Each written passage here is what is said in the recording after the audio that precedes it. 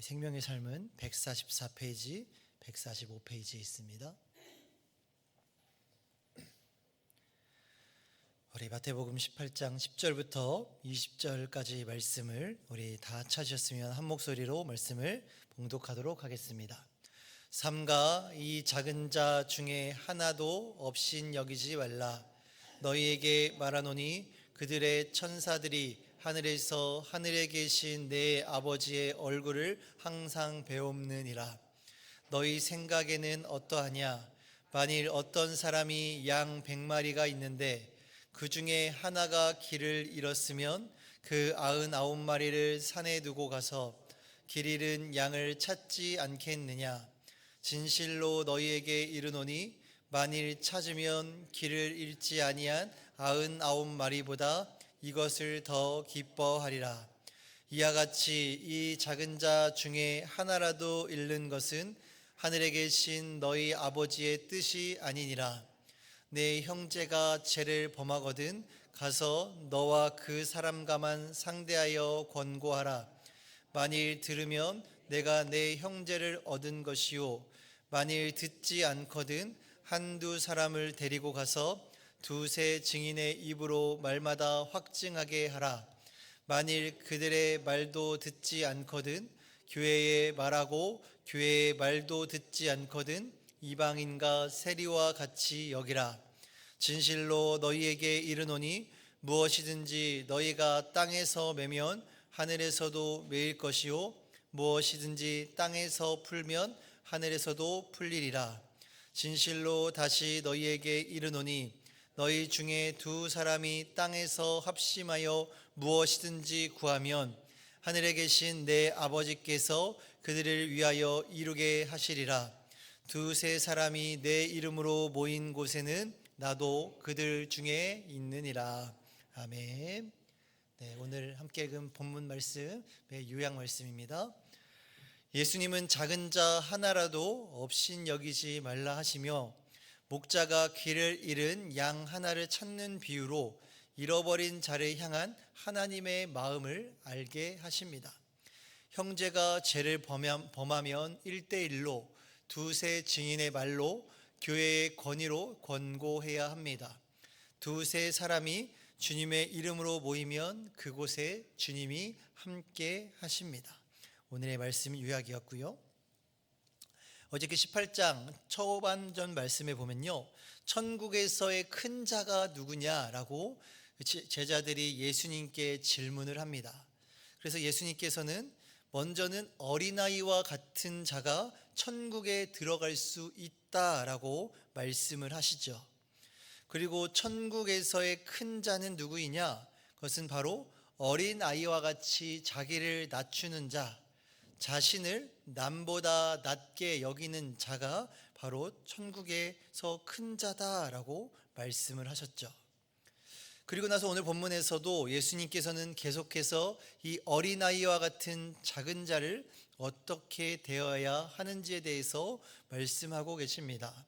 특별히 이 예수님의 그 작은 자를 향하신 그 예수님의 마음은 무엇인지 우리 10절과 14절의 말씀에서 함께 살펴보기를 원하는데요. 10절 말씀에서는 예수님께서 삼가 이 작은 자 중에 하나라도 없인 여기지 말라라고 말씀하시고요. 14절에서는요, 이 작은 자 중에 하나라도 잃는 것은 하늘에 계신 너희 아버지의 뜻이 아니니라라고 말씀하고 있습니다. 이 작은 자를 대할 때 태도가 어떻습니까? 첫 번째는 없인 여기지 말라라고 말씀하고 계시고요.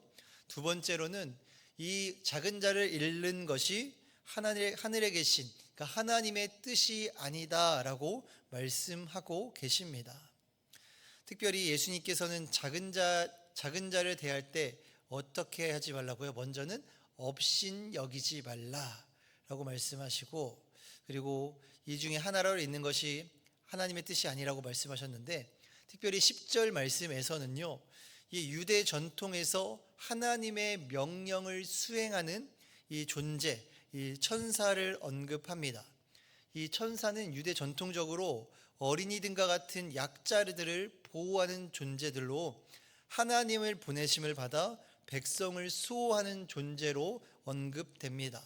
그러니까 조금 쉬운 말로 표현하자면, 이 표현이 적당할지는 모르겠지만 하나님께서 그 어린아이와 같은 작은 자들에게 천사를 보내어 감시하게 하셨다라는 거예요.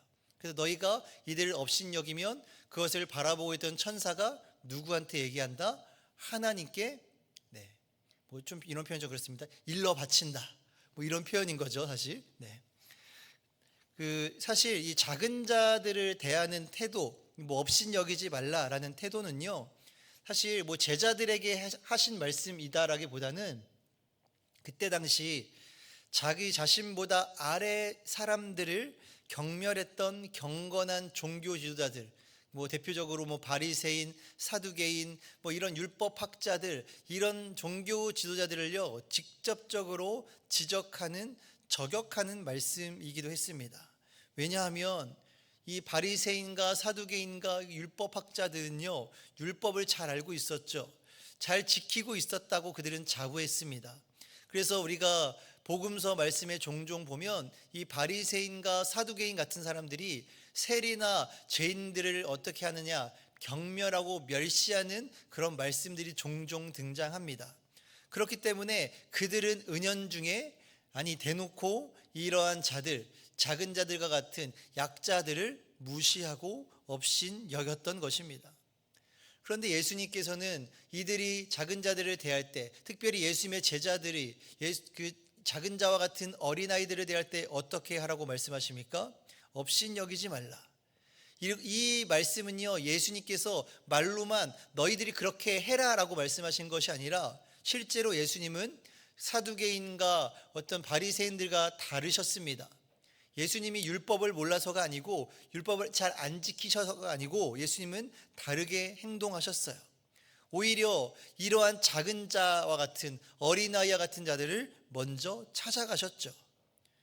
왜냐하면 예수님을 이 땅에 보내신 그 하나님의 뜻, 그 하나님의 뜻은 무엇이기 때문에 작은 자와 같은 한 영혼도 잃어버리지 않기 위해 이 땅에 보냄을 받았다라는 사실을 예수님께서는 알고 계셨기 때문입니다. 그리고 나서 예수님께서는 범죄한 형제에 대해서 어떻게 대해야 하는지에 대해서 말씀하고 있는데요, 이 15절부터 17절에 예수님께서는 형제가 범죄하였을 때 어떻게 권고하라라고 말씀하고 계십니까? 15절과 17절 말씀인데요, 15절에는 너와 그 사람과만 상대하여 권고하라 라고 말씀하고요, 16절에는 두세 증인의 입으로 말마다 확증하게 하라, 그리고 17절에는 교회에 말하고 라고 말씀하고 있습니다.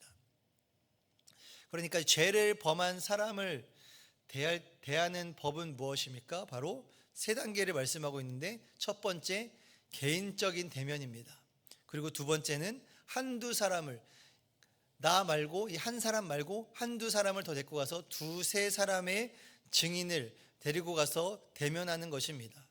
이 방법은 사실 율법에 나오는 신명기 19장 15절에 살인하는 자를 재판할 때 쓰는 방법으로 두세 사람의 입으로도 그것을 권면하고 그 사람들이 이 사람이 잘못됐다라는 것을 증인이 되어준다라는 거예요.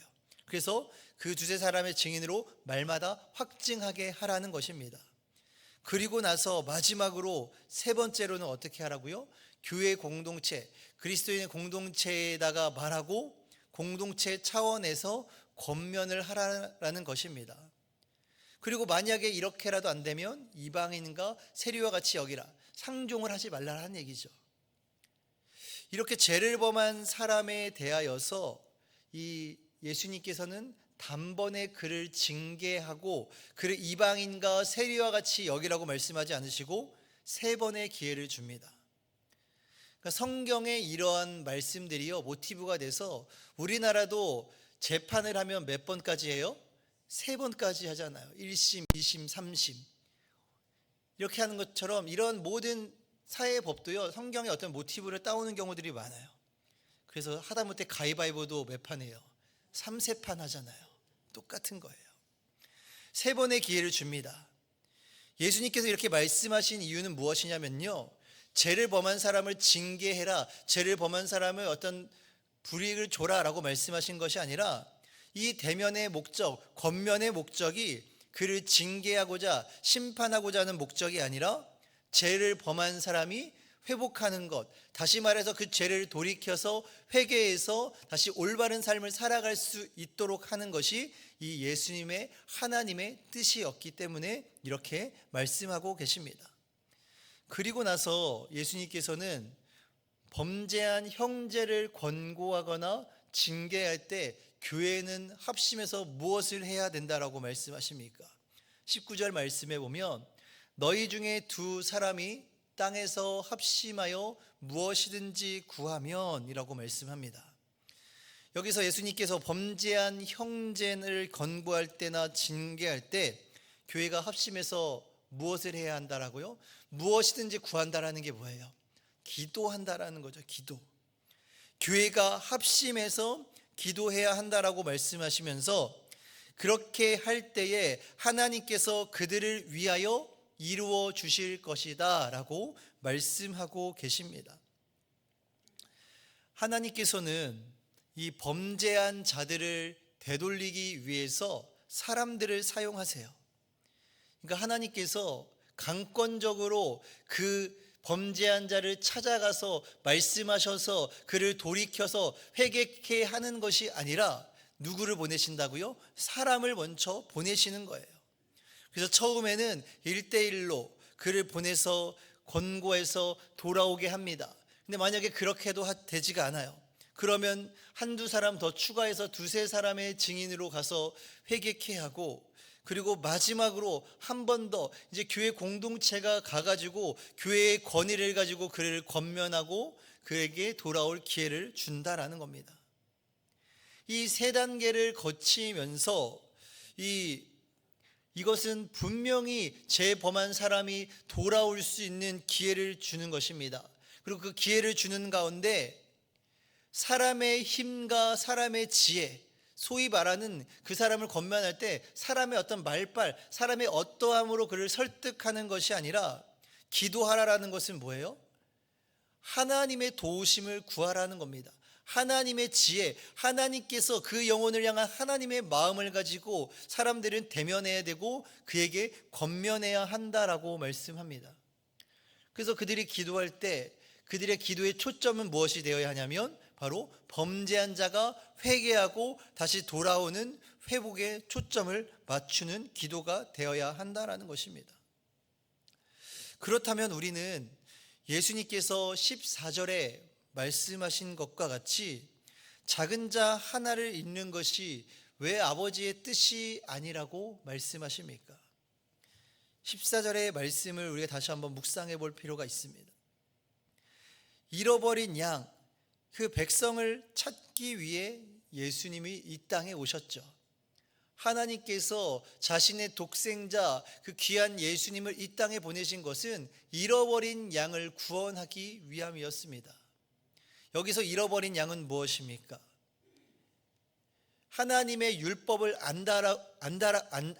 알고 있지만 그 율법에 지키는 것으로만 만족하며 살아갔던 바리새인과 사두개인 같은 사람들도, 그리고 아예 하나님에 대해서 모르고 복음 하나님 나라에 대해서 모르고 살아가는 자들, 이 모든 사람이 잃어버린 자들인데, 이 잃어버린 자들, 자기 백성을 구원하기 위해서 한 생명도 잃어버리지 않기 위해서 보내신 분이 예수님이시고, 그것이 하나님의 마음이자 하나님의 사랑이었기 때문에 예수님께서는 작은 자 하나라도 잃는 것이 하나님의 뜻이 아니다라고 말씀하신 것입니다.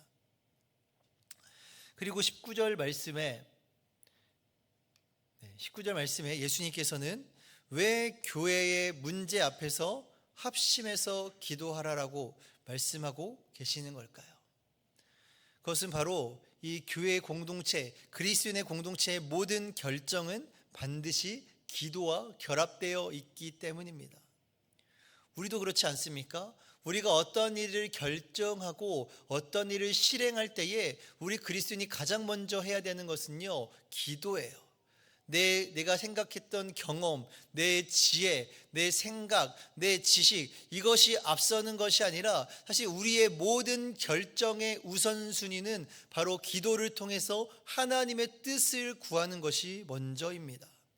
그래서 예수님께서는 그 한 사람이 범죄하여서 있는 공동체, 교회 공동체 안에 그 문제를 해결할 때 마음을 모아서 두세 사람이라도 모여서 기도할 때에 하나님께서 그 문제를 이루어 주시겠다라고 말씀하십니다. 왜요? 두세 사람이 모인 곳에 그들 중에 내가 함께 있기 때문에, 임마누엘의 하나님께서 그들 가운데 함께 있기 때문에 합심해서 기도하라라고 그렇게 말씀하고 계시는 것입니다. 하나님은 모든 영혼, 잃어버리지 않은 사실 99마리의 양도, 여기서는 잃어버린 양 한 마리에 초점을 맞추고 있지만, 그렇다고 해서 하나님께서 잃어버리지 않는 99마리의 양을 내버려 두시고 내팽겨 치신다라는 말씀이 아닙니다. 초점은 잃어버린 양이에요. 잃어버린 양도 다 사랑한다라는 것이죠. 그렇기 때문에 죄를 범한 형제에게, 죄를 범한 사람, 교회 그 문제 앞에서도 사람의 감정이나 사람의 어떤 수단이 앞서는 것이 아니라 하나님의 뜻을 구하는 것이 반드시 필요한 것입니다. 오늘 이 자리에 모이신 우리 사랑하는 성도님들, 오늘 이 시간 말씀 가운데 한번 그 말씀을 우리의 삶에 적용해 보시기를 바랍니다. 첫 번째로는 우리가 주님의 몸된 교회를 위해서 어떠한 기도의 제목을 가지고 기도하고 계십니까? 그리고 예수님께서 말씀하신 두세 사람이 모인 곳에 주님이 함께 하신다라는 그 말씀을 실천하기 위해서 나와 나의 동역자는 어떻게 기도하시겠습니까? 오늘 이 본문의 말씀을 다시 한번 묵상하시는 가운데 한번 각자의 방법으로 적용해 보시기를 바랍니다. 선한 목자 되신 하나님 아버지의 마음을 가지고 먼저는 나 자신을 돌아보며 죄를 범한 자를 함부로 판단하기보다는, 징계라는 잣대를 내밀기보다는 하나님의 뜻을 물으며 한 영혼의 회복을 위한 마음으로 중보할 수 있는 여기 계신 우리 모든 성도님들이 되시기를 주님의 이름으로 간절히 축원합니다. 기도하겠습니다. 한 영혼을 찾기 위해 자신의 하나뿐인 독생자 예수 그리스도를 보내시기까지 하신 그 목자 되신 하나님의 사랑을 기억하기를 원합니다. 그리고 우리도 그 사랑의 마음으로 우리 공동체 안에 그 지체들을 품고 살아가게 하여 주시옵소서. 예수님의 이름으로 기도드립니다. 아멘. 오늘 이 시간 나에게 주시는 말씀을 붙잡고 함께 기도하기를 원합니다. 우리를 사랑하사 독생자 예수 그리스도를 이 땅에 보내주신 그 하나님의 사랑을 기억하며 살아가게 하여 주시옵소서. 범죄한 지체들을 향하여서 함부로 판단하지 않고 회복을 위해 중보할 수 있는 우리들이 되게 하여 주시옵소서라고 함께 기도하시고 각자 가지고 나오신 기도